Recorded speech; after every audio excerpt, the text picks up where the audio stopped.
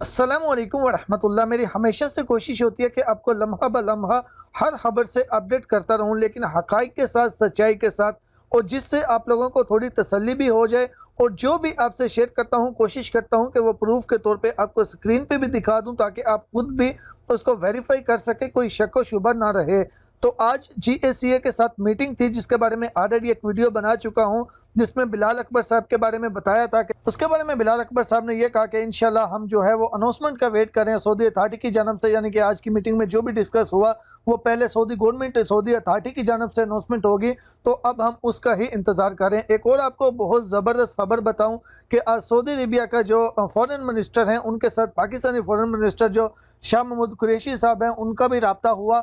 और ज़ाहिर सी बात है, अगर रब्ता हुआ तो हमारा अभी ये बहुत एक इशू चल रहा है फ़्लाइट्स के हवाले से, तो इस पे भी डिस्कस ज़रूर हुई होगी।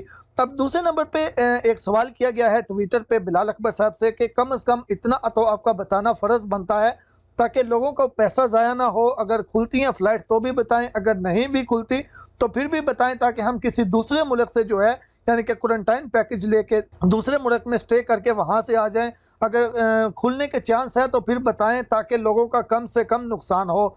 तो इसके जवाब में बिलाल अकबर साहब ने यह बोला कि अगर बहुत ज़्यादा मजबूरी नहीं है तो दूसरे मुल्क अभी मत जाएं, इंशाल्लाह हल निकलेगा।